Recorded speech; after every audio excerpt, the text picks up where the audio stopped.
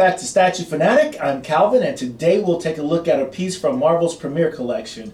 This, of course, is the anti-hero Venom.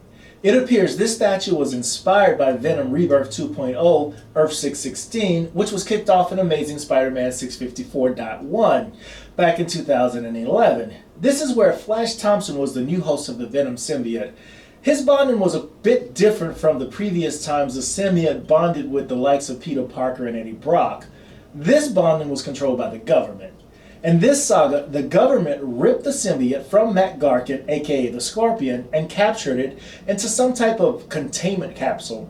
After capturing the symbiote, the government would use Flash Thompson, aka Agent Venom, and former bully and antagonist to Peter Parker, to bond with the symbiote in order to carry out covert Black Ops missions for the United States government.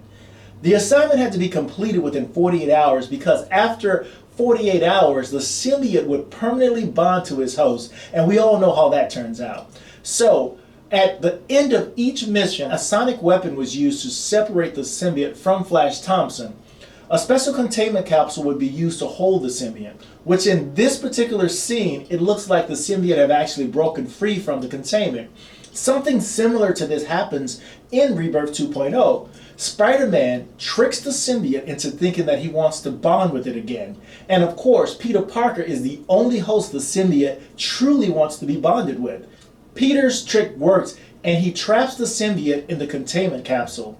The symbiote breaks free from the containment capsule and ends up rebonding with Eddie Brock, which starts a whole new Venom saga in Venom issue 150, The Return of Eddie Brock, which I'm sure a lot of fans were super excited to see Eddie Brock return. This box is absolutely humongous. I have no idea why this box has to be this big. This is as big as any quarter scale box that I've gotten from Sideshow for most of their museum posed statues. So, but it's a pretty cool box with some nice artwork all around it. It has a image of Venom on all four sides. The very front of it has an image of the statue who sculpted it. Says that it's part of Marvel's Premiere Collection distributed by Diamond Select Toys. On the side, it talks about the same thing, resin statue, and on the back of it, it gives a little bit of history about the character Venom. And that's about it for the box, other than it is a very, very huge box. On the bottom of it, it just has the edition size, and on the top, it has the actual Venom logo. Or the word Venom on it. And that is it for the box. So now as part of what you get with the statue, in the box, you also get this certificate of authenticity, which indicates the edition size. It says that this is 1522 of 3,000. So apparently they're making 3,000 of these guys. So that also comes in the box. Now, when it comes to the statue itself, we'll talk a little bit about the dimensions of the statue. The statue, it says on the box that the statue is 12 inches tall. But eyeballing the statue, I've seen a lot of 12-inch statues. This looks a little bit taller than 12 inches. So I measured it several times. The statue stands maybe even a tad bit above 13 inches tall, as you can see here with the ruler standing next to it. Now, as far as the length of the statue from the top of his toes, this ooze part here, all the way to the back of the statue, that's about 13 inches long. And then the statue itself from here to here, it's about 12 inches wide. It's a pretty big piece and it's pretty heavy as well. Now, the statue was sculpted by Alejandro Pereira, and I hope I pronounced that right, but many of you are very familiar with his work, as he's sculpted some very, very high-profile statues from Sideshow, XM, PCS, and a number of other studios. Some of his most notable works are Sideshow's Sabretooth, XM's Cable, Venom, She-Hulk, Medusa, Kraven, Doctor Strange, and PCS's Masters of the Universe, just to name a few. I'm just learning that he also sculpted these smaller scale figures, and these are just as impressive as his larger scale sculpts. Now let's talk about the statue itself. We'll talk about the pose, we'll talk about the sculpt, we'll talk about the design, paint application, and my overall impressions of the statue, and then we'll do my little rating thing at the end like I always do. So starting with the pose of this particular statue. I mean, this is a really, really dynamic pose. I mean, you've got Venom in a pissed off angry mode. I mean, it captures the fury and the anger that Venom's capable of displaying. I mean, he is ready to rip somebody's head off, and anybody would after he's being imprisoned in this containment capsule against his own will. And I think Alejandro captures this extremely well. Now, as far as the sculpt is concerned, I think it's a really nice sculpt. I'm really impressed with it. I mean, this guy looks awesome. Starting with the head sculpt, I mean, there's lots of detail in the head sculpt. Everything from the texture that's on his tongue to all of the teeth, every individual tooth. It looks really amazing. They've got this grimy, grungy looking stuff on his teeth. It looks awesome. At the top of his head, all of the tendons around his jaw, sculpted really well. I'm very, very impressed with that. If you move on down to his body, lots of detail, texture, and sculpting in his body. I'm not sure if this is hand sculpted or not, but it kind of looks like it. Reminds me of Eric Sosa's Venom. But I mean, there's just lots of detail in the sculpt itself. You can see all the different veins, the muscle striations in his body, even the spider itself. It's actually raised, and there's some sculpting with the spider. It's just not painted on. It looks really freaking awesome. His arms, lots of veins and things in his arm, going down to his hand, his fingers, as well as his tongue. Both of those elements remind me a lot of the XM figure. You look at the nails; they're really these sharp, well-painted, grayish looking nails that are coming out, look like claws. And then moving on down his legs, the same thing, lots of detail and sculpting in his legs. I did wish that the toes and his feet were a little bit more detailed in the sculpt, because looking at them, you can't even determine the last few digits here. I would like that to have been more detailed in sculpt, but it still looks really good.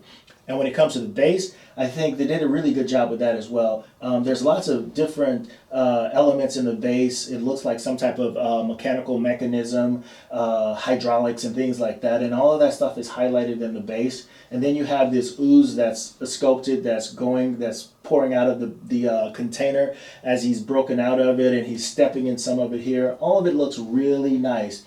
A really cool feature also is this glass. It kind of looks like it's real glass, but it's resin. It's sculpted, but it looks really cool. This translucent glass, you can actually see through it.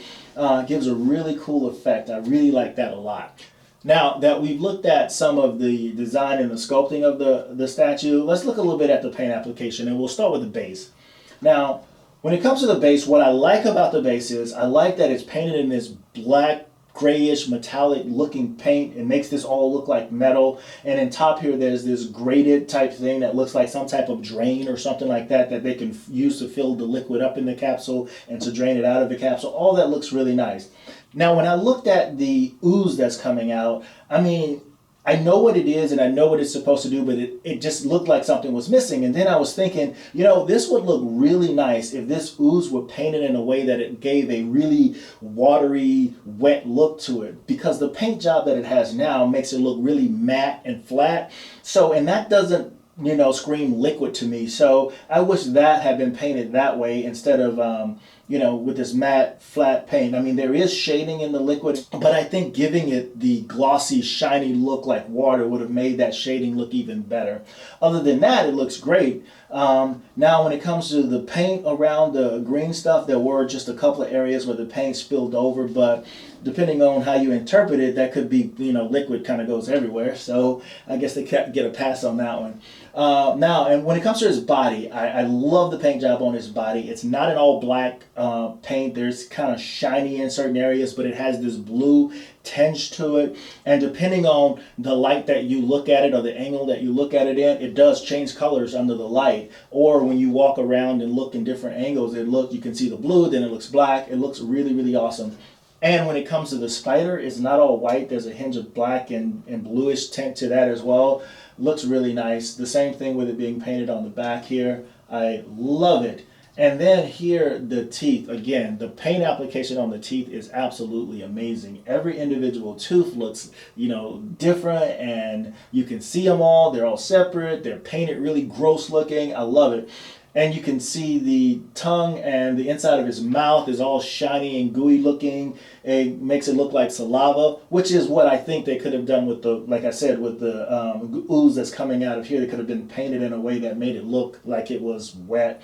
And they do that with the jaw and the teeth here. It looks really amazing. And then his eyes, they're not just solid white. There's some shading and things in his eyes when he, as he's squinting. The overall piece, I like it a lot, and I'm really happy to have this. There are a lot of small statues out there that look absolutely stunning and amazing. This is one of them, and this is a great way for people who want to collect statues but would not even consider putting something as large as some of the XM pieces and things like that in their home, or even consider paying that amount of money for them. This statue here doesn't cost that much, and we'll talk about that when I get to the rating of it, but this statue is a great way to get started into collecting, as well as some of the other ones. And some of the same artists that sculpt these larger, amazing pieces that you see are the same artists that sculpt a lot of these smaller pieces, and I'm just learning that myself. So this is a great way to jump on. Now let's rate this bad boy. When it comes to the packaging was fine. It was a really huge box, like I said, but other than that, it got the figure here the way that it was supposed to get here in one piece, so I'll give that a 9 out of 10. When it comes to the sculpt and the design and the pose, that's the part of the statue that I love the most. I think Alejandro did a fantastic job capturing the rage and the fury that is Venom. So with that, I'll give it a 10 out of 10. Now when it comes to the paint application, the paint application was great, but there were things that I wish were different. For example, I wish the ooze coming out of the base was painted in a way that it looked wet, not so matte looking. But other than that, the paint was adequate, so I'll give that a 9 out of 10.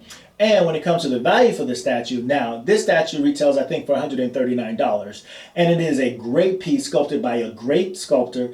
I think the value is a 10 out of 10, especially for people who want to get into the statue collecting game. This is a great way to start. So with that said, that gives the overall statue a rating of a 9.5. And that concludes my review of Venom from Marvel's Premiere Collection. So please let me know what you think and what your thoughts are about this piece. And please don't forget to like and subscribe. Now, some of you guys already know that George and John Medina over at MCE went over to Japan to Wonderfest this week. And I've been following the coverage, and they did an amazing job covering the Wonderfest. They have some amazing reviews up of some incredible pieces that are coming out, especially from Figureama. So if you guys would, head over to mcecentral.com and check out some of the amazing stuff that they posted from Wonderfest. So until next time, peace.